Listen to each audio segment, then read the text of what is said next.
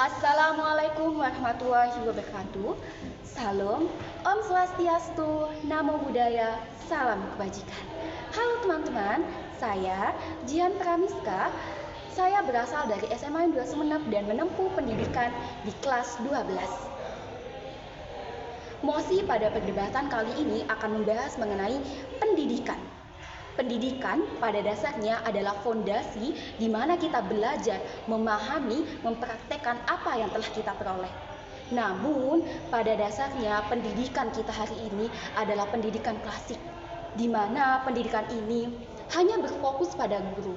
Pendidikan ini berstruktur rapi, hanya berfokus pada buku dan tidak ada pengembangan yang lainnya.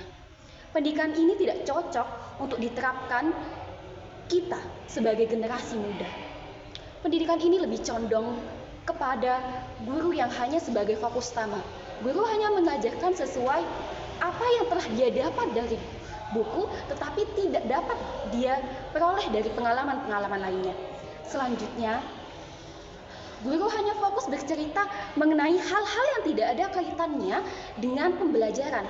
Hal ini membuat siswa muak, membuat siswa tidak dapat mencerna apa yang harusnya dia dapatkan untuk pembelajaran kali ini. Pembelajaran klasik juga lebih menekankan pada hafalan buku yang pada dasarnya tidak akan memperkokoh siswa dalam pembelajaran hal itu.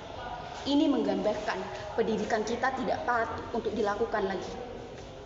Pada pendidikan klasik hari ini juga banyak sekali hal-hal yang tidak bisa kita representasikan pada kehidupan nyata. Tugas hafalan yang menumpuk, bahkan ketika guru menjelaskan dan siswa ingin menjawab tetapi jawabannya tidak sesuai dengan harapan guru, maka mereka akan berkata, ini tidak sesuai dengan apa yang telah ibu pelajari. Mungkin kamu bisa mempelajari lain kali. Itu yang membuat pendidikan klasik sangat tidak bisa direpresentasikan pada dunia pendidikan kali ini. Pendidikan kali ini juga membuat siswa tidak dapat mencari berbagai materi karena hanya berfokus pada buku dan pelajaran yang didapat dari sekolah, tetapi tidak mempertimbangkan pendidikan yang bisa diakses melalui teknologi. Teknologi juga berperan penting bagi siswa yang sekolahnya tidak dapat menyediakan pembelajaran yang lebih baik. Kecerdasan buatan contohnya. Dari hal inilah siswa dapat mengakses video-video pembelajaran yang sesuai dengan kurikulum yang dia pelajari.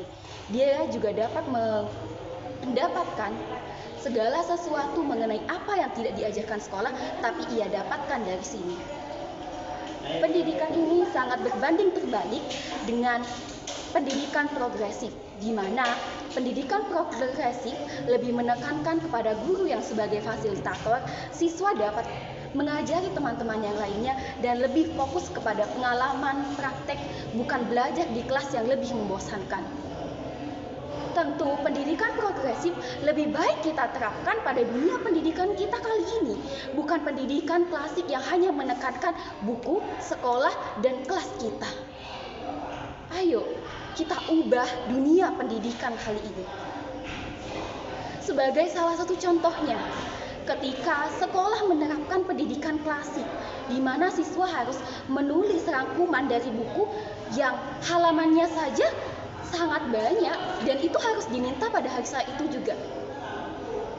Guru juga sebagai panutan tetapi tidak dapat menjadi panutan bagi siswa. Marilah kita sebagai generasi muda dan juga pemerintah yang memiliki kebijakan atau regulasi untuk membuat pendidikan yang lebih berstruktur, pendidikan yang lebih menekankan pada kualitas daripada kuantitas. Karena kalau kita hanya mementingkan yang namanya kuantitas, nilai bisa kita beli, tetapi kualitas kita tidak dapat dipertimbangkan. Kita tidak harus berfokus pada nilai rapot, tapi kita harus berfokus pada pengalaman nyata kita, pengalaman PKL di luar, ataupun pengalaman berorganisasi. Kita tidak membutuhkan pembelajaran di ruang kelas saja. Teman-teman, ini penutup dari saya. Dan sebelumnya, pendidikan kita harus diubah untuk generasi emas Indonesia tahun 2045. Sekian dan terima kasih. Wassalamualaikum warahmatullahi wabarakatuh.